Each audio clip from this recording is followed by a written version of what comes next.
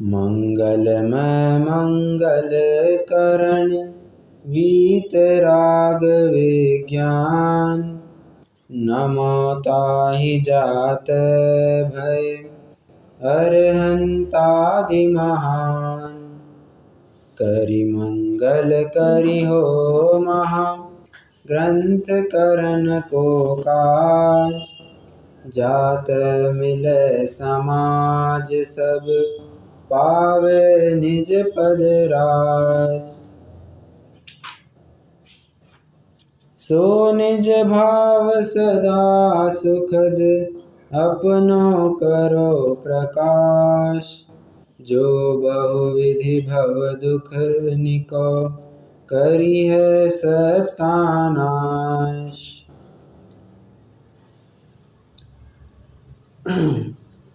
आशा पास महादुखदानी सुख पावे संतोषी प्राणी। हाँ, 10 लक्षण की पूजन में हम बराबर से पंक्ति पढ़ते हैं। भाव बहुत गंभीर है, विचार करना। आशा को किसकी उपमा दी है? पाश। पाश क्या होता है? पाश क्या होता है? पाश पाश बंधन। बंधन करेक्ट। पाश मतलब होता है बंधन। मतलब आशा को बंधन की उपमा दी। आशा मतलब कोई आशा नाम की व्यक्ति की बात नहीं चल रही है, आशा भोसले की भी बात नहीं चल रही है। तो आशा मतलब यहाँ पर तुम्हारी इच्छा। ये इच्छाओं का गर्त इतना बड़ा है, इसका बंधन इतना तगड़ा है कि उससे छूटा जाता नहीं है। और सुख पावे संतोषी प्राणी। जो संतोषी व्यक्ति होता है वही सुख को प्राप्त करता है। हाँ, कई सारी बातें इस संदर्भ में आपको लोक में भी सुनाई देंगी। कितने छंद आपको सुनाई देंगे, एक छंद मैं आपको ज़रूर सुनाना चाहूँगा। गोधन गज धन राज धन और रतन धन खान। जब आवे संतोष धन सब धन धूलि समान। देखो, हाँ, बहुत गंभीर बात है। मैं जैसे कह रहा था, ये आप स्वीकार करो ना करो, फैक्ट तो यही है। एक ना एक दिन तो ये मानना ही पड़ेगा। आज नहीं कल मानना पड़ेगा, कल नहीं परसों, परसों नहीं अगले भाव में, अगले भाव में नहीं उसके अगले भाव में, पर एक ना एक दिन ये मानना तो पड़ेगा ही पड़ेगा कि संतोषी सदा सुखी। जो संतोषी व्यक्ति होता है उसको फिर और कुछ भी नहीं, जो जितना है वो भी बहुत लगने लगता है और बाकी सब धन धूलि समान लगने लगते हैं। क्या कहा? गोधन गज धन राजधन और रतन धन खान। कितनी भी बड़ी संपत्ति क्यों ना हो, जब आवे संतोष, जब संतोष रूपी धन आ जाता है तो बाकी सब धन धूलि मिट्टी के समान लगने लगते हैं, कुछ भी मायने नहीं रखते हैं। और फिर लोक में तो इतना कहा ही जाता है, भाई तू इतना कमा रहा है, इतना कमा के रख रहा है, एक नहीं दो नहीं 10-10 पीढ़ी की तूने कमा करके रखी है, तो साथ में कुछ लेकर के जाने वाला है क्या? फिर इस संदर्भ में कहावत भी कह दी जाती है क्या? हाँ, खूब कमाए हीरे खूब देखे मोती, पर क्या करे मेरे भाई कफन में जेबे नहीं होती। कफन में एक बार दफना देने के बाद कोई जरिया नहीं जिसके थ्रू तुम वो पैसा साथ में लेकर के जा सको। खाली हाथ आया है, खाली हाथ जाएगा। ये शिक्षा इस आशा के प्रकरण से हमें मिलती है। हाँ, पंडित जी साहब, इस आशा को लेकर के, इस इच्छा को लेकर के जीव नाना प्रकार के दुख भोगता है। एक दुखों को लेकर के वो दुख भोग रहा है तो कुछ उपाय करना चाहता है, पीड़ा हो रही है तो कुछ ना कुछ उपाय करेगा। तो गलत उपाय किस प्रकार से करता है, क्या क्या गलत उपाय करता है, इसकी बात की। और अब आज प्रकरण चलने वाला है कि वो जो उपाय कर रहा है वो कैसे झूठे हैं, ये उसको प्रतीति कराएंगे। ठीक है, तो ये प्रकरण चलने वाला है। कल मोटा मोटी अपन ने इंद्रियों के संदर्भ में ये समझ लिया था कि इंद्रिया प्रबल करने के लिए। अब देखो, पहला पॉइंट अपन ने ये देखा था, पृष्ठ क्रमांक 48 का जो पहला पैराग्राफ है, उसमें निष्कर्ष ये निकला था कि जीव को विषय भोगने हैं और विषय इंद्रियों के माध्यम से भोगेगा। तो इंद्रियों से भोगने के लिए सबसे पहले इंद्रियों को सुदृढ़ करता है, इंद्रियों को शक्तिशाली करता है, उसमें कोई दिक्कत नहीं हो, एकदम ताकत होनी चाहिए। हाँ, पिक्चर भी देखना है तो हाँ, सब प्रकार की आंखें एकदम ताकतवर होनी चाहिए ताकि हम पिक्चर देख सकेंगे। गाने अच्छे अच्छे सुनने हैं तो कान एकदम सुदृढ़ होने चाहिए, अच्छी अच्छी चीज़ें खानी है तो टेस्ट अच्छी होनी चाहिए, सब प्रकार की बातें, सब प्रकार, मुझे लड़ाई लड़नी है तो मेरी ताकत एकदम अच्छी होनी चाहिए, इंद्रियों को सुदृढ़ रखता है ये, ताकि ये अपने विषय का पोषण कर पाए। ठीक है, दूसरे पैराग्राफ में क्या कहा था, ये विषय चाहता है उसका सेवन करना चाहता है इंद्रियों के माध्यम से, परंतु जब वे संयोग इंद्रियों के नज़दीक होंगे तभी तो उसको भोग पाएगा। तो दूसरा प्रयास क्या करता है, संयोगों को जुटाने में लग जाता है। जितने भी, अब देखो पहले इंद्रियों को पुष्ट किया, इंद्रियों को पुष्ट करके अब इंद्रियां जिसका आश्रय लेंगी, ऐसे संयोगों को जुटाने लग गया। और तीसरा उपाय क्या किया था, एक बार भोग लिया, विषय सेवन कर दिया, परंतु होता क्या है, कुछ काल के लिए उसका मज़ा बना रहता है, थोड़े दिन बाद वो मज़ा ढीला पड़ने लगता है और कालांतर से तो भूल जाता है मतलब विस्मरण हो जाता है कि अपन ने ऐसा कुछ भोगा था। तो क्या करता है, बराबर उसके टच में बने रहे, इसलिए बार बार लगातार निरंतर शीघ्र रूप से उन विषयों में झपट्टे मारता है। पंडित जी साहब का मूल शब्द है, वो उन विषयों में झपट्टे मारता है, इतनी छलांग लगाता है, विचार नहीं करता है क्या होगा क्या नहीं होगा, आगे पीछे का कुछ विचार नहीं करता है, सीधा छलांग लगा देता है, झपट्टे मारता है। दोनों भी पंडित जी साहब के शब्द हैं।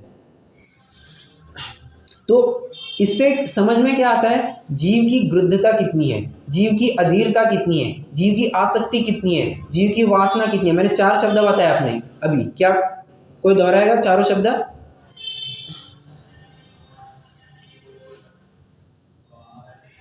अधीरता, गृद्धता, वासना और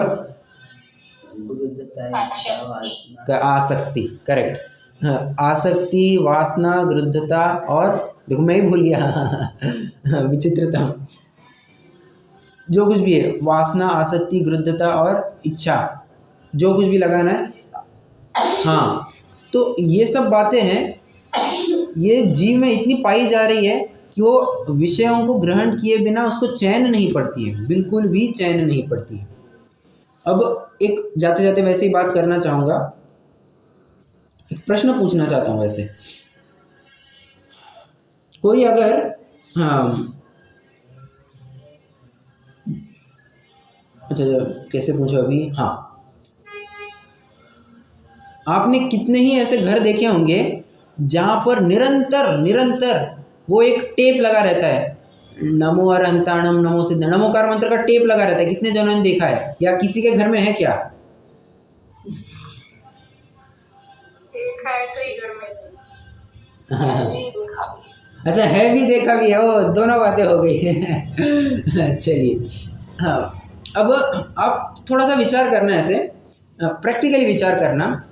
मान के चलिए किसी सेकंड के लिए, किसी मिनट भर के लिए वो अगर टेप बंद हो जाए तो कई बार होने लगता है यार कुछ कम नज़र आ रहा है, ऐसा होने लगता है यार कुछ गड़बड़ लग रहा है, कुछ गड़बड़ है। हाँ, नमोकार मंत्र का जाप चालू नहीं है, वो टेप चालू नहीं है ना, बस वो उसको लगने लगता है यार कुछ तो गड़बड़ है।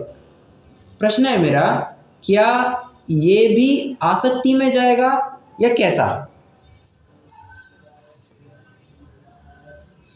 या ये एक प्रश्न है, इसी से जुड़ा एक और प्रश्न देना चाहूँगा, सबका उत्तर सेम ही रहेगा, ठीक है? हाँ, प्रश्न अलग अलग है, उत्तर सभी का एक ही रहेगा। हाँ, कोई दिन भर कुछ ना कुछ अच्छी बात सुनने को मिले तो इसके लिए क्या करते हैं, कान में ईयरफोन्स डालते हैं, हेडफोन्स डालते हैं, और वो कोई गुरुदेव का प्रवचन चलेगा, किसी विद्वान के प्रवचन चलेंगे, कुछ भक्ति भजन चलेगा, या किसी प्रकार का कोई स्तोत्र लगेगा, या स्वयं रिकॉर्ड कर करके उसको सुनता रहेगा। प्रश्न है मेरा, क्या ये विषय है या नहीं है? अच्छा बुरा छोड़ दीजिए, विषय है या नहीं है?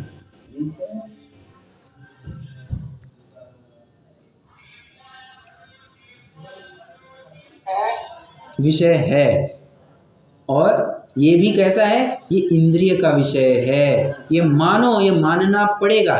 फिर आप कहेंगे नहीं ये तो अच्छी बात के लिए है, अच्छे बुरे की जरा 2 मिनट के लिए बाजू में रखो, इंद्रिय का विषय है ना। पहले तो हम ये सिद्ध करना चाहते हैं, मतलब कुल मिलाकर के हम ये बताना चाहते हैं कि जीव दुखी है, जीव के दुख की बात कर रहे हैं हम, समझ में आ रहा है? अच्छे बुरे की बात ही छोड़ो, जीव दुखी है ना, फिर वो चाहे किस किस प्रकार के उपाय करता है। और सच्चे सुख का उपाय तो इंद्रियों का अवलंबन नहीं लेना था। तुमने इंद्रियों के विषयों का अवलंबन लेकर के सुखी होना चाहा, दिक्कत तो यहाँ पर आ जाती है। ठीक है, देखिए, जीव चाहता है कि मैं बराबरी से इंद्रियों को सुदृढ़ बनाए रखूं। अब इंद्रियां सुदृढ़ कैसे बनी रहेगी, इसकी चर्चा अब मैं 10 मिनट बात करूंगा, ठीक है। पर अब जो प्रकरण चलने वाला है, कौन सा, जीव के उपाय झूठे कैसे, उसका एक पैराग्राफ अपन पढ़ लेते हैं, फिर अपन चर्चा करते हैं, ठीक है। आइए, पृष्ठ क्रमांक 48, चौथा पैराग्राफ। इस प्रकार जो उपाय इसे भासित होते हैं सो करता है, परंतु वे झूठे हैं। एक बात समझना, इस प्रकार जो उपाय इसे भासित होते हैं, अज्ञानी को जो लगे वो करता है, जो लगे वो करता है। आज जो हवा चल पड़ी है ना, जो दिल में आए, जो मन करे वो करो, ये तुम्हारी जिंदगी है। भले आदमी, ये स्वतंत्रता नहीं है, स्वच्छंदता है, ये समझ करके चलना। जो और तू जो उपाय कर रहा है सुख के नाम पर, वो सुख नहीं, वो सुखाभास से तुझे अल्टीमेटली दुख देगा। तुझे भासित नहीं होगा कि ये दुख है, परंतु वास्तव में वो दुख है। वो समझ में नहीं आएगा, वो लगेगा नहीं कि ये हमें कुछ घाटा कर रहा है, परंतु घाटा कुछ ना कुछ, किसी ना किसी प्रकार से वो हमें तकलीफ पहुंचा ही रहा होगा। वो कैसे झूठे हैं समझना, क्योंकि प्रथम तो इन सब का ऐसा ही होना अपने अधीन नहीं है, महान कठिन है। क्या बात कह दी, जितने भी तू इंद्रियों को प्रबल बनाना चाहता है, क्या क्या करता है, व्यायाम करता है, अच्छे पौष्टिक बातें खाता है, पौष्टिक चीज़ों का सेवन करता है, और time to time schedule maintain करता है। ये सब क्या है, ताकि इंद्रियां सुदृढ़ बनी रहेगी, इंद्रियों में शिथिलता ना आए। परंतु कहते हैं ये तू विचार जो कर रहा है, ये जो तू प्रयास कर रहा है, ये सब तो भवितव्यता के अधीन है। मतलब देखो हम एक प्रश्न पूछना चाहता हूँ, बहुत सरल उत्तर है। कोई मैथ्स का टीचर है और उसके साथ एक साइंस का टीचर है, ठीक है। अब मुझे प्रश्न है, साइंस के टीचर को मैथ्स का बहुत अच्छा ज्ञान है, मान के चलिए साइंस की टीचर को मैथ्स का भी बहुत अच्छा ज्ञान है, तो वो क्या करता है, बच्चों के मैथ्स के पेपर उठाता है और वो चेक करना चालू करता है। प्रश्न है मेरा, क्या उसके चेक करने को कोई वैल्यू है? साइंस की टीचर अगर मैथ्स के पेपर चेक कर रहा है तो उसको कुछ वैल्यू है क्या? नहीं है। मतलब तो कहता है हाँ मुझे तो ज्ञान है ना, मुझे तो ज्ञान, तेरे पास वो अथॉरिटी ही नहीं है। तू साइंस का टीचर है, भले होगा तेरे पास मैथमेटिक्स का ज्ञान, परंतु तेरे पास वो अथॉरिटी नहीं है कि तू मैथ्स के पेपर चेक करे। उसी प्रकार बात ऐसी हो गई कि इंद्रियों को अधीन बनाना कहने की अपेक्षा इंद्रियों को सुदृढ़ करना, ये तो भवितव्यता का काम था। तूने अपना काम कैसे मान लिया? अब समझ, उदाहरण में घटित कर पा रहे हैं। तेरा काम है साइंस के पेपर को चेक करना, तू मैथ्स के पेपर क्यों चेक कर रहा है? उसी प्रकार तेरा काम है मात्र जानना देखना, तूने पर में कर्तृत्व करने का काम किया ही कैसे? ये तो भवितव्यता का काम है, ये तो कर्म के उदय का काम है। कर्म का उदय आएगा, फल देगा, उस अनुसार तेरे शरीर की स्थिति बनेगी। समझ में आ रहा है? तो दूसरे का काम अपने माथे पर लेकर के जबरदस्ती कर्तृत्व का बोझ उठाने की जरूरत नहीं, क्योंकि वो तेरा काम ही नहीं था। हाँ, वो रिस्पॉन्सिबिलिटी एरिया ही नहीं है तेरा, तो उसको परफॉर्म करके, मैं थोड़े से आपको लगेगा कि मैं बहुत ही टेक्निकल लैंग्वेज में बोल रहा हूँ। हाँ, कॉर्पोरेट वर्ल्ड में इन्हीं सब शब्दों का प्रयोग किया जाता है, की responsibility areas, perform the key responsibilities areas, फिर उसको इवेल्युएट किया जाता है। ये बहुत सारी बातें हैं। तो रिस्पॉन्सिबिलिटी तेरी है ही नहीं वो कि तूने ये सब का कर्तृत्व करना चाहिए। समझ में आ रहा है? अब देखो, प्रश्न है मेरा, इंद्रियां सुदृढ़ कैसे होगी? कर्म के उदय से, ठीक है। अब कर्म का उदय, सॉरी, अगर मैं अच्छे से कहना चाहूं तो इंद्रियां सुदृढ़ होगी अगर तुम्हारे प्रशस्त प्रकृति का उदय है, प्रशस्त कर्म प्रकृतियों का उदय है, तो इंद्रियां सुदृढ़ बनेगी, हाँ या ना? अब मुझे साइड बाय साइड आंसर देते चलिए। ओके, अब प्रश्न है कि प्रशस्त कर्म प्रकृतियां बंधेगी कैसे?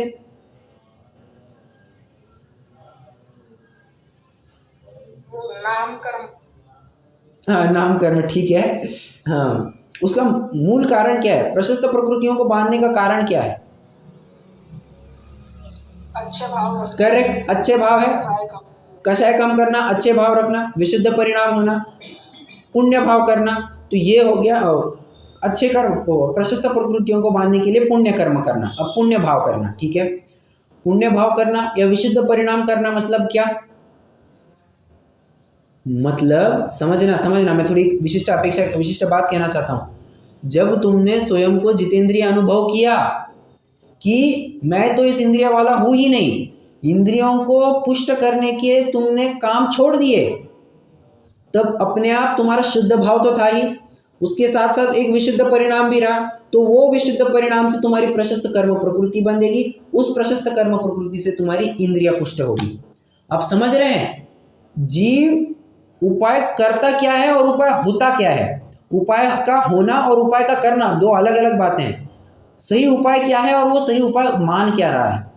सही उपाय तो ये था कि मैं इंद्रियों का कुछ कर सकता नहीं, इंद्रियों को पुष्ट कर सकता नहीं, ऐसा विचार करना था, ऐसा निर्णय करना था। ये विचार छोड़ करके वो इस उद्यम में लग गया कि मैं अपने शरीर को पुष्ट कैसे कर सकता हूं। तेरा वो रिस्पॉन्सिबिलिटी एरिया ही नहीं, तू कर ही नहीं सकता है। तू कुछ कर सकता है तो अपने परिणामों को कर सकता है। बात इतनी थी। इसलिए यहां पर बात क्या है? ऐसा होना अपने अधीन नहीं है। तो किसके अधीन है? कर्म के अधीन है। महान कठिन है तथा कदाचित उदय अनुसार ही विधि मिल जाए तो इंद्रियों को प्रबल करने से कहीं विषय ग्रहण की शक्ति बढ़ती नहीं, वह शक्ति तो ज्ञान दर्शन बढ़ाने पर बढ़ती है। सो यह कर्म के क्षयक्षम के अधीन है। अब थोड़ी सी ज्ञान की बात कर रहे हैं। ज्ञान की बात कर रहे हैं मतलब तुम्हारा ज्ञान कैसे बढ़ेगा? प्रश्न है मेरा, रोज बादाम खा, कितने बादाम खाए तो ज्ञान बढ़ेगा? अच्छा, बादाम थोड़ा सा कम वैल्यू होगी, कितने अखरोट खाए तो दिमाग तेज होगा?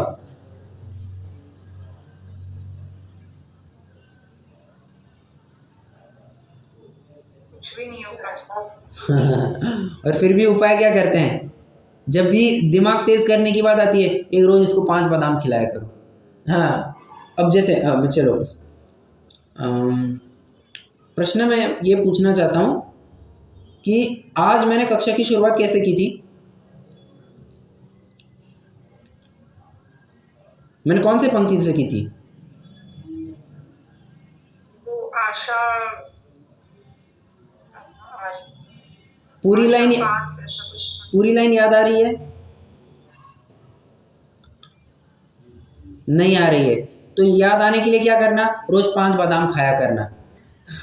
अब अगर मैं ऐसा मैंने जानबूझ करके उदाहरण लिया, मेरा वैसे कोई इंटेंशन नहीं था, मैं मतलब अलग इंटेंशन है, तो मुझे तो आपको सिद्धांत घटित करना है। क्या मैंने कहा कि रोज 5 बादाम खाया करना, तो मैं आपको जो भी प्रश्न पूछूंगा आपको उसका उत्तर देते आएगा। क्या ये संभव है? अरे कुछ भी संभव नहीं है। अगर ऐसा होता तो सबसे बड़ा ज्ञानी तो पेड़ बादाम का वृक्ष होना चाहिए था। समझ में आ रहा है क्या? फिर से अगर बादाम खाने ही से बुद्धि बढ़ती तो सबसे ज्यादा ज्ञानवान वो बादाम का वृक्ष होना चाहिए था, जबकि ऐसी बात तो है नहीं। ऐसी बात तो है ही नहीं। तुम्हारा ज्ञान कम ज्यादा होना इधर एक क्षयक्षम के अधीन है। और क्षयक्षम कैसे बढ़ेगा? जैसे मैंने अभी प्रक्रिया बताई, विशुद्ध परिणाम करेंगे। विशुद्ध परिणाम माने क्या? स्वयं को जितेंद्रिय अनुभव करो। वो जो विशुद्ध परिणाम है, वो विशुद्ध परिणाम तुम्हारा क्षयक्षम बढ़ाएगा, और क्षयक्षम बढ़ेगा तब तुम्हारा ज्ञान बढ़ेगा। ज्ञान कोई ऐसे ही कोई वस्तु खा करके या कोई उपाय करके, झाड़ा फूकी करवा करके, चद्दर आदि बिछा करके कुछ नहीं होने वाला है। ज्ञान तुम्हारा अपना क्षयक्षम है, उसी से बढ़ेगा। ये छद्मस्तों की अपेक्षा बात चल रही है, केवलियों की अपेक्षा बात करें तो कहना पड़ेगा तुम्हारा ज्ञान कैसे बढ़ेगा? हाँ, तो सीधा केवल ज्ञान प्रकट करो। केवल ज्ञान कैसे प्रकट करना? केवल ज्ञानावरण कर्म का अभाव करो, तुम्हें केवल ज्ञान प्रकट हो जाएगा। बड़ा सिंपल लॉजिकल बात है, कुछ हाईफाई नहीं है। किसी पर वस्तु का आश्रय लेकर के तुम अपने ज्ञान को बढ़ा सकते हो, ऐसी बात बिल्कुल भी नहीं है। बिल्कुल भी बात नहीं है। देखिए ना, आदमी अपने ज्ञान मतलब सिर्फ जानने की बात नहीं है, इंद्रियों के माध्यम से जानने को भी मैं यहाँ पर थोड़ी देर के लिए ज्ञान कह रहा हूँ। क्यों? क्योंकि मति ज्ञान तो उसे कहते ही है कि इंद्रिय और मन के माध्यम से जान रहे हैं, ठीक है। तो ऐसा आप समझ लीजिए। अब देखिए ना, आँख के माध्यम से मुझे जानना है, आँख के माध्यम से मुझे जानना है, तो अब मुझे चश्मा है। अब जब मैं चश्मा उतारता हूँ तो मैं देख पाता हूँ क्या? नहीं देख पाता हूँ, सब धुंधला धुंधला है। तो कल भी अपनी चर्चा हुई थी, तुम ये किया करो, वो किया करो, तो तुम्हारा ये सब अच्छा रहेगा, तुम ठंडी पट्टी बांधा करो और ककड़ी रखा करो, आदि आदि फलाना ढिमका सब कहा जाता है। कितने तो भी लोग ये नहीं करते हैं, फिर भी इनकी आंखें बराबर बनाई रहती है। अच्छा, ये एक बात हो गई। दूसरा उदाहरण, हाँ, 6 महीने का बालक है, 1 साल का बालक है, 2 साल का बालक है, 3 साल का बालक है, बहुत हो गया। क्या आपने ऐसे बच्चों को देखा है जिनको 1 और 1.5 साल की उम्र में ही चश्मा लग जाता है? देखा है? मैंने नहीं देखा। अच्छा, आपने नहीं देखा। वो तो संभाल में नहीं पाएगा तो छोटा बच्चा।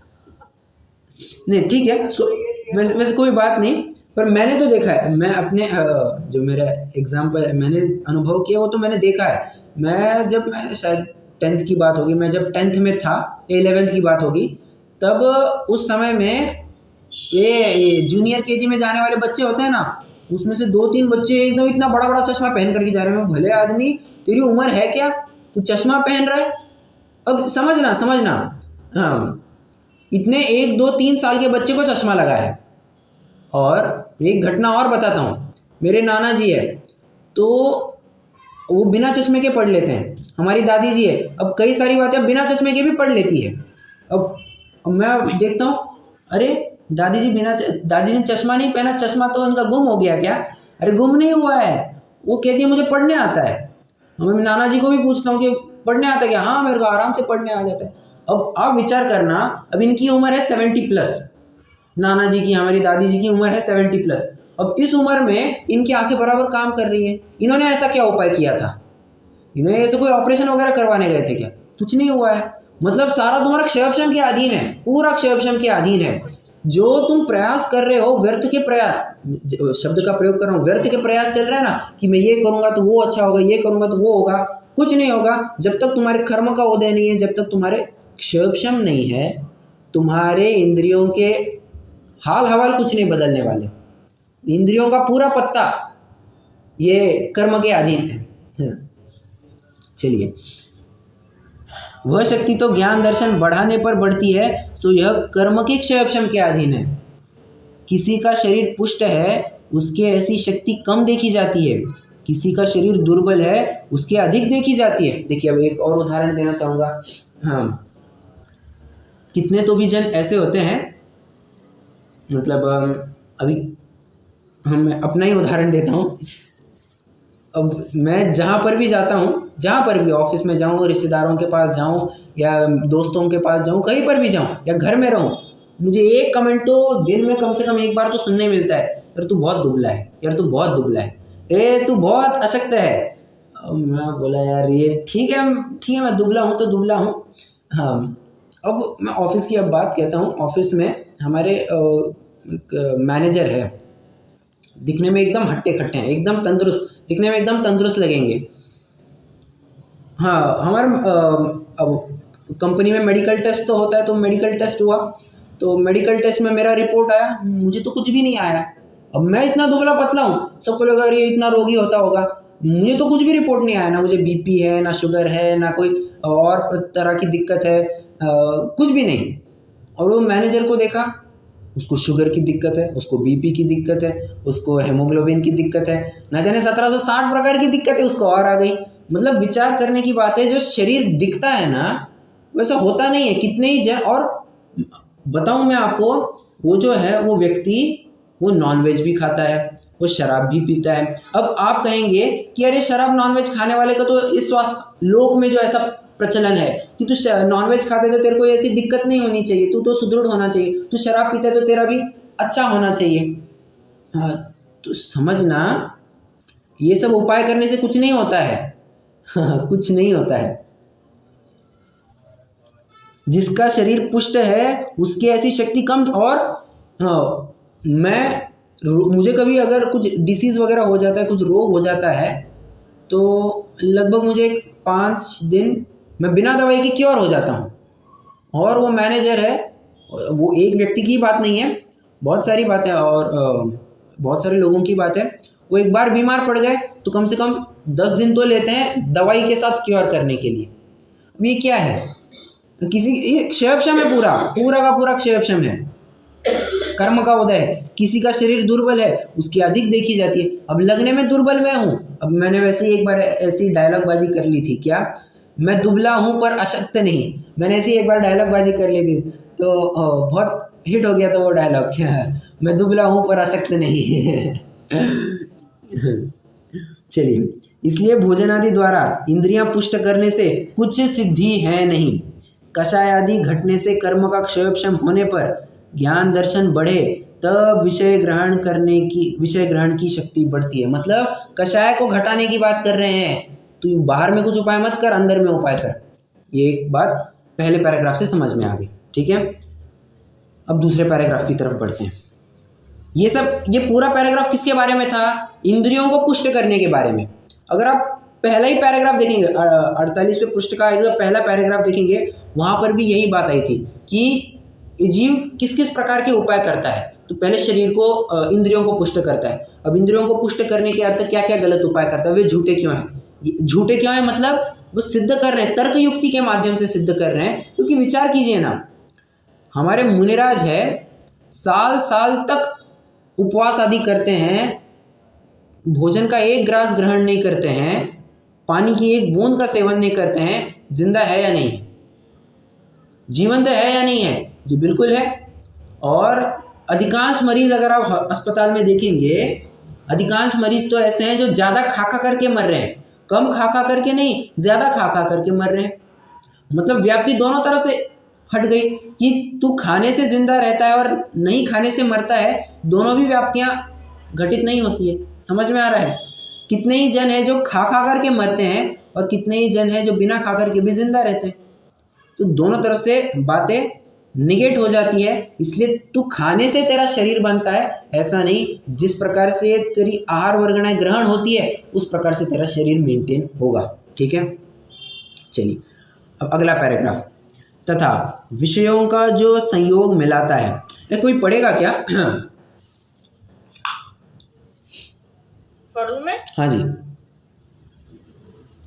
तथा विषयों का जो संयोग मिलाता है वे बहुत काल तक नहीं रहता, अथवा सर्व विषयों का संयोग मिलता ही नहीं है, इसलिए यह आकुलता बनी ही रहती है।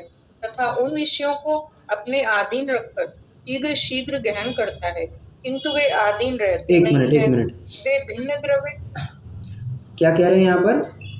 बहुत काल तक संयोग बने रहते हैं नहीं, तो बार बार लगातार उनको मेंटेन करे रखने की कोशिश करता है। वो है ना इष्ट वियोगज नामक आर्त ध्यान। ये मेरी जो अच्छी वाली वस्तु है, ये इसका वियोग ना हो जाए, इसका वियोग ना हो जाए, कोई अनिष्ट वस्तु आ ना जाए, तो इसके लिए अथक प्रयास करता है, अथक प्रयास करता है। न जाने कितनी कुछ बातें करता है। हाँ, अपने शरीर को कोई रोग ना हो जाए, कोई रोग ना हो जाए, और अगर हो भी जाए तो अपना बराबर सब अस्पताल के खर्चे हैं सब निकल जाए, इसके लिए करता क्या है? मेडिक्लेम भरता है, हेल्थ इंश्योरेंस लेता है, और कितने कितने 1-1 करोड़ 2-2 करोड़ के अमाउंट, क्या कहते हैं उसको, 1 करोड़ का प्लान, 2 करोड़ का प्लान होता है ना, उस हिसाब से अपना प्रीमियम भरते रहते हैं और कहते हैं कि कुछ हो जाए। मैं सच में कहता हूँ, अपनी चर्चा भी हुई है इस बारे में, आज फिर से दोहराना चाहूँगा। लोग सच में कहूँगा निरी मूर्ख होते हैं, कहते हैं कि मेरा तो अभी 1 करोड़ का इंश्योरेंस हो गया, मैंने 1 करोड़ का अभी हेल्थ इंश्योरेंस ले लिया है, अब तो मैं चाहे वो खा पी सकता हूँ। भले आदमी, हाँ, तू चाहे वो खा पिएगा, फिर अस्पताल में जाकर के फिर से खर्चा करे, वो तू क्लेम लेने के पीछे इतना अधीर हो रहा है कि मैं चाहे वो खा पी सकता हूँ। भले आदमी तेरे ऊपर ऐसी नौबत ही ना आए, उसके लिए क्यों उपाय नहीं करता है? समझ में आ रहा है? बहुत विडंबना है लोक में। हाँ जी, आगे।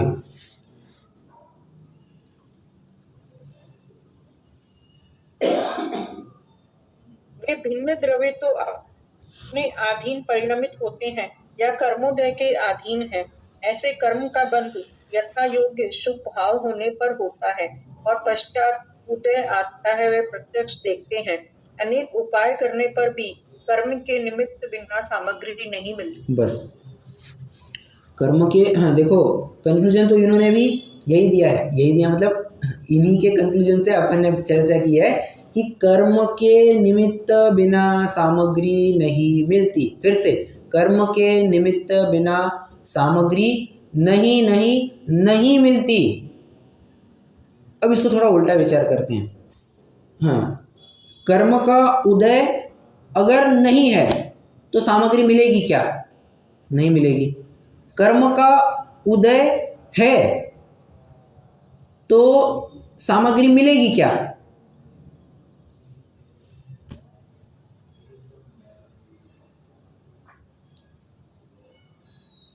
नहीं मिलेगी।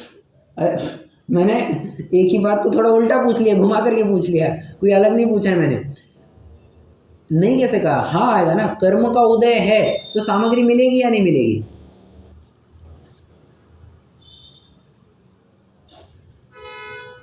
मिलेगी ना? मिलेगी, मतलब ये है ना। हाँ तो मिलेगी। हाँ, मैंने वही बात थोड़ी घुमा करके पूछ ली और कुछ नहीं था। मतलब पूरा वो है ना, लोक में तो ये कहते हैं कि वो क्या है,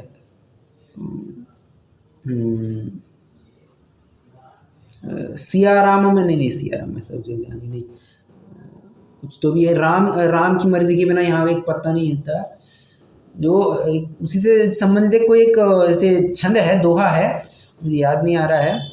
तो अपन ने जैनियों में कैसे माना है तो उसकी बात करता हूँ।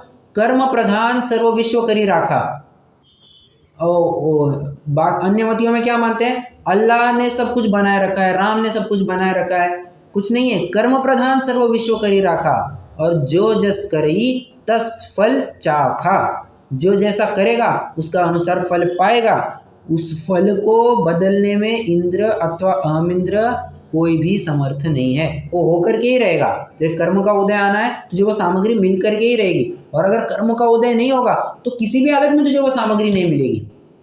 समझ में आ रहा है? कर्म का उदय है, सामग्री मिल करके ही रहेगी, और कर्म का उदय नहीं है तो लाख प्रयास करने पर भी तेरी है वो सामग्री भी चली जाएगी। अरे रावण का उदाहरण लीजिए ना, जितने भी प्रतिनारायण है उनका उदाहरण लीजिए, और ये नियम है। क्या नियम है? जब भी नारायण और प्रतिनारायण में युद्ध होता है, जैसे राम और लक्ष्मण में, ठीक है, हाँ राम और लक्ष्मण युद्ध चल रहा है, तो रावण को दुर्बुद्धि सूझती है, वो अपना चक्र चलाता है लक्ष्मण के ऊपर, और ये तो नियम है कि जब नारायण के ऊपर चक्र चलाया जाता है तो उसकी 3 प्रदक्षिणा देकर के उसके हाथों में आ जाता है। अब लक्ष्मण के हाथों में आ गया, ये क्लियरली एक संकेत था कि अब इसकी मौत होने वाली है। क्लियर मुझे प्रश्न है मुझे, क्या प्रतिनारायण को ये पता नहीं होगा कि मेरी ऐसी मौत होने वाली है? क्या उसको पता नहीं होगा?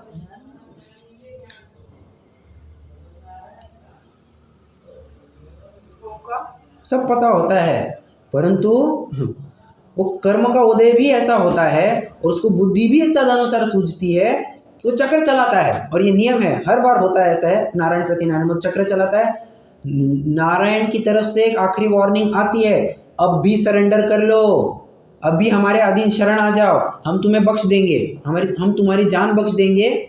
ये नारायण की तरफ से वार्निंग आती है, और प्रतिनारायण पलट करके कहता है, अरे जा, ऐसे क्या कहते हैं, पराधीनता की जिंदगी से तुम्हें स्वाधीनता का मरण चयन करूंगा।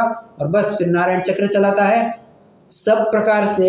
फिर प्रतिनारायण अपना दंड, अपना कौन सी हो, चंद्रहास खड़ग, सबका प्रयोग कर करके वो रोकने की कोशिश करता है, परंतु नहीं, उसका मरण तो अटल होता है, सो होकर के ही रहता है।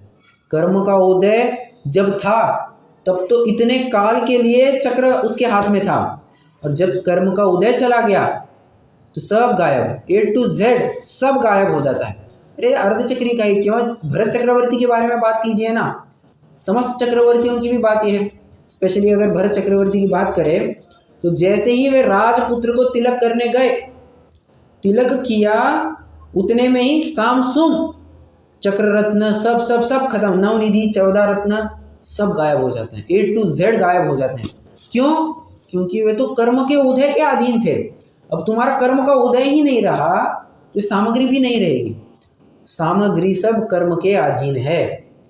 कोई तुम्हारे जुटाने से सामग्री जुटती नहीं है और तुम्हारे छोड़ने से कोई सामग्री छोड़ करके जाती नहीं है। जितने काल के लिए कर्म का उदय है उतने काल के लिए संयोग बना रहेगा। जितने का कॉन्ट्रैक्ट खत्म, संयोग भी खत्म। सिंपल है।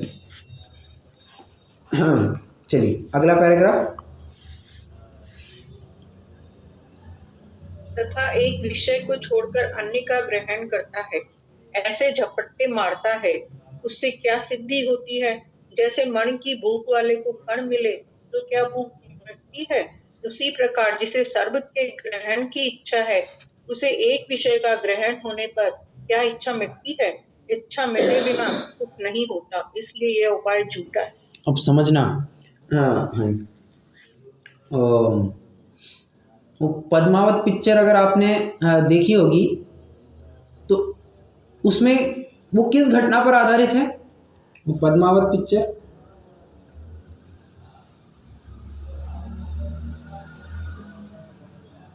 किसने देखी है क्या? अब सहज ही मैं पूछ रहा हूँ क्योंकि मुझे कुछ घटित करना है। नहीं देखी। हाँ, अलाउद्दीन खिलजी की वो घटना पता है? अलाउद्दीन खिलजी का नाम सुना है? सुना है।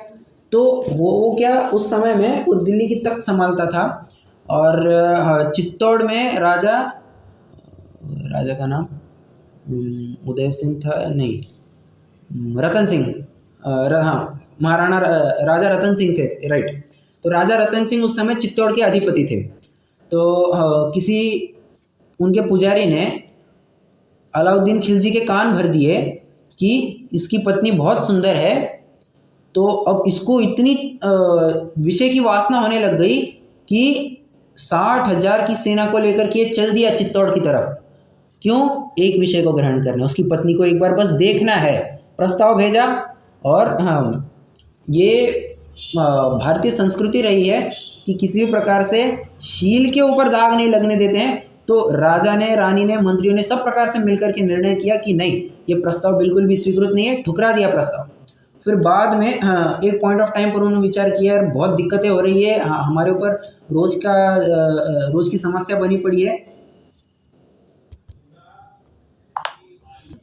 तो बाद में फिर एक प्रस्ताव भेजा गया कि तुमको सिर्फ दर्पण के माध्यम से तुमको उसका रूप दिखाया जाएगा। हाँ, मतलब उसको रानी को दिखाया जाएगा और क्षणार्ध के लिए दिखाया जाएगा। तुम्हें दिखाएंगे, फट से उसको बाजू में कर दिया जाएगा। अब उसने उतने क्षणार्ध में ही उसने देख लिया कि बाबा ये इतनी सुंदर है, तो अब उसका बस मन बदल गया। उसको एक देखने भर से अब सर्व प्रकार से उसको प्राप्त करने की उसकी इच्छा हुई।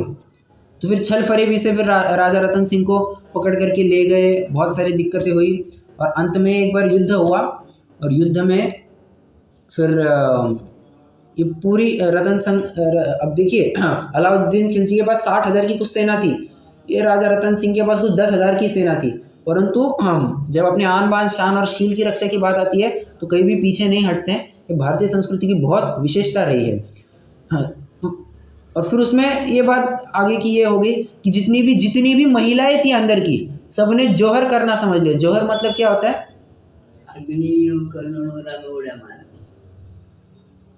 जौहर क्या होता है? करेक्ट, अग्नि में कूद करके, वो कहते हैं ना, उनमें तो शब्द प्रचलित आत्मसमर्पण कर देना, और अग्नि में कूद, अग्नि लगा देना और अग्नि में कूद जाना। वो कहते जहर पी करके भी तो मर सकते थे। हाँ, बात यह है कि हम मरने के बाद भी हम अपनी शक्ल नहीं दिखाना चाहते, हम हमेशा के लिए ख़त्म हो गए, हम तुम्हारे लिए नपुंसक है, मतलब ये ऐसी विशेष बात रही है। तो जल गई है सब महिलाएं, अग्नि में प्रवेश करके मरण को प्राप्त हो गई। अब इसमें से निष्कर्ष क्या है?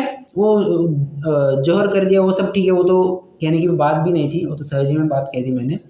निष्कर्ष क्या है इसमें से? पहले उसकी इच्छा थी, पहले तो उसकी कोई वैसी वासना थी नहीं। फिर उस पुजारी ने, राजा रतन सिंह का ही पहले पुजारी था, उसको देश निकाला दे दिया तो वो अलाउद्दीन खिलजी के पास गया, उसने फिर कान भड़काए, कान भर दिए, फिर उसको वासना जागृत हुई कि एक बार बस देखना है मुझे। अब देखना क्या, उसकी विषय और बढ़ गई कि मुझे तो देखना नहीं, इसको हमेशा के लिए प्राप्त करना है। तो एक इतने सी उसकी इच्छा के लिए उसने इतना तामझाम कराया। विचार कीजिए, एक की प्राप्ति के लिए इतनी 60,000 की सेना चल रही है, बहुत विडंबना है। तो हाँ, उसकी इच्छा एक इतनी थी, इच्छा बढ़ते बढ़ते बढ़ते और हो गई, और हो गई, उसे वो वासना का रूप खत्म ही नहीं हो रहा, खत्म ही नहीं हो रहा। इस प्रकार से क्या कहते हैं, जिससे सर्व के ग्रहण की इच्छा है, उसे एक विषय का ग्रहण होने पर क्या इच्छा मिटती है। उसके पास तो कितनी रानियां होंगी, कितनी बेगम होंगी, उसका क्या नड़ा है, उसका क्या नड़ा है, परंतु नहीं, उसको वही चाहिए। ऐसी बात है, इच्छा मिटे बिना सुख नहीं होता, इसलिए यह उपाय झूठा है। ठीक है, चलिए, इतना प्रकरण अपना पूरा हो गया है कि ये जीव के उपाय झूठे कैसे हैं, इसकी चर्चा अपन ने कंप्लीट कर दी है। अब लास्ट में जाते जाते कल्पना जी, आपका क्वेश्चन था, उसको कंप्लीट कर देते हैं।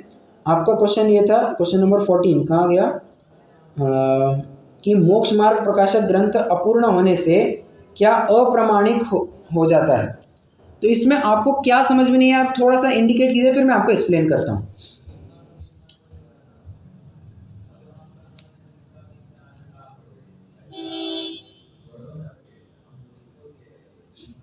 कल्पना जी,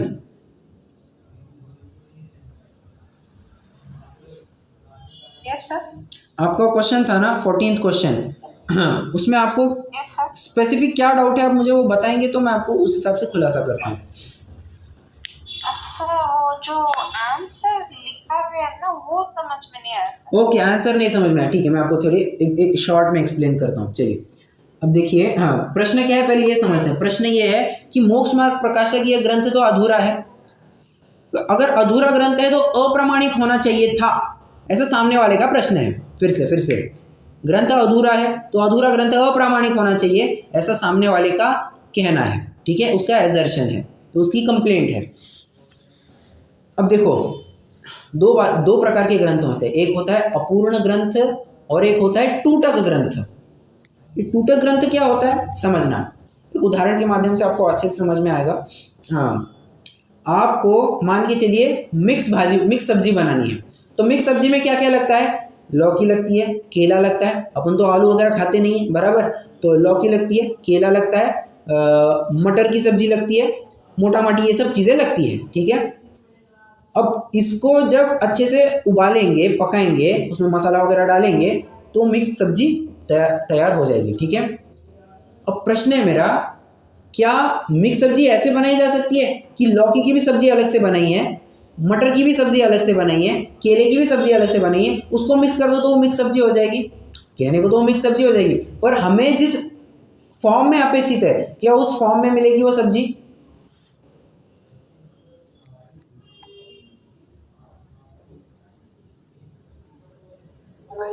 नहीं मिलेगी।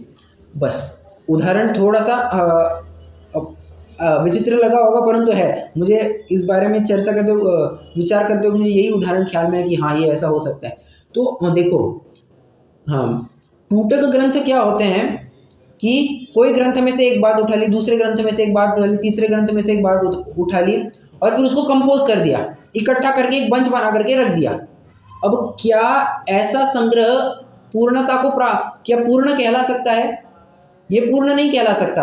एक तरफ वहां से उठा ली, एक तरफ से यहाँ से उठा ली, ये इसको नहीं कहते हैं कि ये प्रॉपर ग्रंथ है। प्रॉपर ग्रंथ तो उसको कहा जाएगा जहां पर एक प्रॉपर सिस्टमेटिक फ्लो होता है, एक चैनल होता है बराबर, जहां पर सीक्वेंस में सब बातों की चर्चा की जाती है।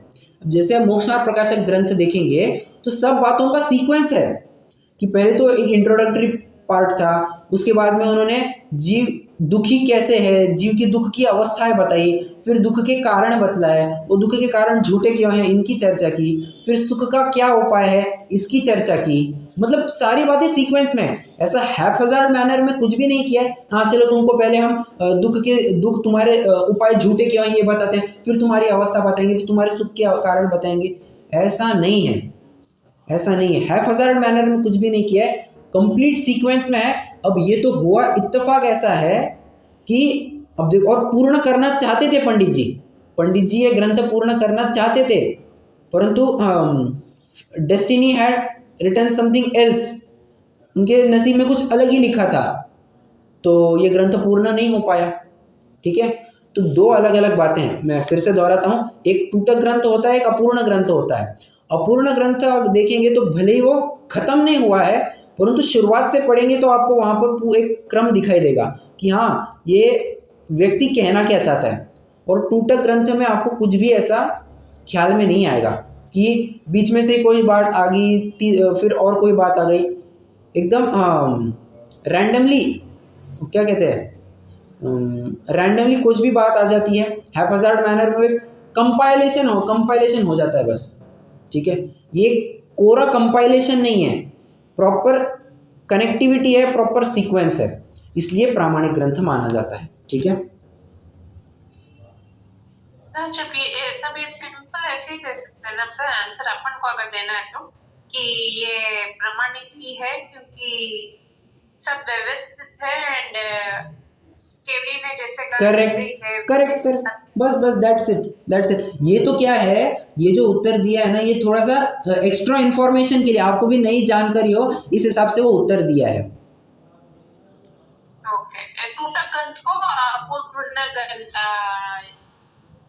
नहीं, देखिए एक मिनट रुकिए, प्रामाणिक नहीं बोलते हैं इसको, अपन प्रामाणिक बोल सकते हैं।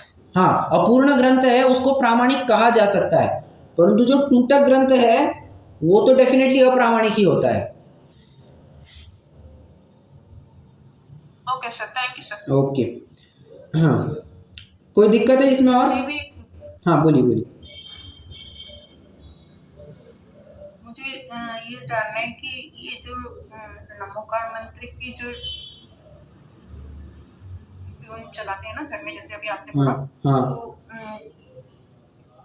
मैंने कहीं पढ़ा था कि नमोकार मंत्र का मतलब कोई ट्यून नहीं होना चाहिए, और जो जैसे अपन बोलते हैं ना मंगलाचरण उसी हिसाब से होना चाहिए। बराबर, ठीक है या गलत है चलाना? अब देखिए पूरा साइंस है इसके पीछे। हाँ, प्रश्न में आपको चाहे तो फिर से एक बार दोहराता हूँ। प्रश्न ये है आपका कि नमोकार मंत्र को विशिष्ट धुन में ही कहना चाहिए या नहीं कहना चाहिए। ठीक है, अब देखिए नमोकार मंत्र यह षटखंडागम ग्रंथ का मंगलाचरण है। ठीक है जी, अब षटखंडागम ग्रंथ कौन सी भाषा में लिखा गया है? प्राकृत भाषा में लिखा गया है। तो प्राकृत भाषा के अधिकांश छंद गाथा छंद कहलाते हैं। तो गाथा छंद है तो उसको गाथा छंद के रूप में ही पढ़ा जाए। जैसे अभी अपन पढ़ते हैं ना, नमो अरहंताणम, इसको इसी धुन में पढ़ा जाए, इसको इसी धुन में पढ़ा जाए। वो जो अलग अलग प्रकार से होते हैं ना, वो एक कोई गाना भी है, नमो अरहंताणम नमो सिद्धाणम, वो लता मंगेशकर ने गाया, वो सही ट्यून नहीं है, वो गलत है। कई बार आपको ऐसे सुनने मिलेगा, नमो अरहंताणम, ऐसे एकदम धड़ान धन ऐसे भी सुनने मिलेगा, गलत ट्यून है।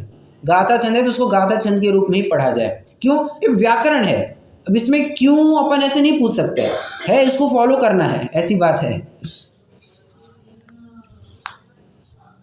और एक और, एक मिनट, एक और बात यह है कि अगर आप पाएंगे जब आप गाथा छंद में पढ़ते हैं तो बराबर 27 उच्छ्वास में आप अपना नमोकार मंत्र पूरा कर देते हैं। नमोकार मंत्र पूरा करने का प्रमाण है 27 उच्छ्वास में पूरा हो जाना है। 27 है 25 में कंफर्म नहीं कर पा रहा हूँ, मोस्ट प्रोबेबली 27 होना चाहिए। 27 उच्छ्वास में नमोकार मंत्र का उच्चारण पूरा हो जाना चाहिए, ये प्रमाण है। 27 है बराबर। तो अगर आप गाथा छंद में जब पढ़ते हैं तो बराबर 27 उच्छ्वास में पूरा हो जाता है।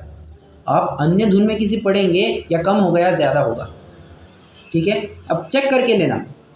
तो गाथा को पढ़ने के भी अपने नियम होते हैं, इसलिए उसको तो फॉलो करना, वो नियम को तो फॉलो करना पड़ेगा, नहीं तो क्या हो जाएगा, व्याकरण की ऐसी तैसी हो जाएगी, उसको तो कम से कम बनाए रखे, ऐसी बात है।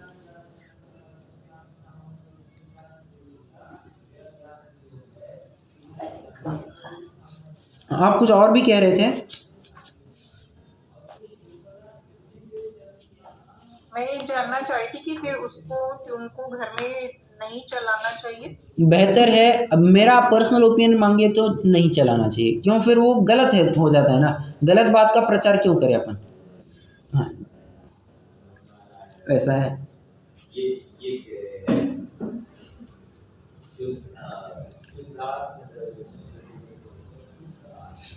ठीक है, विचार करना। हाँ, बहुत सारी बातें हैं इसके संदर्भ में, जितना विचार करते जाएंगे उतनी और बातें खुलती जाएगी। ये सब क्या कहना चाहिए, लॉजिक की थोड़ा सा डेफिनेटली थोड़ा सा तर्क भी मांगती है, बाबा ऐसा करना योग्य है नहीं योग्य है। तो देखिए, जो जिनागम सापेक्ष उत्तर था, मैंने आपको प्रमाण आदि सहित मैंने आपको बताया, तो फैक्ट्स के बेसिस पे मैंने आपको आंसर दिया। तो आप भी स्वयं विचार करना कि भाई योग्य है या योग्य नहीं है। अब मैंने अपना मेरा ओपिनियन भी दे दिया, तो ये तो योग्य नहीं कहा जाएगा, फिर आप अवश्य विचार कर सकते हैं। चलिए रुकते हैं, जिन्होंने स्तुति करेंगे।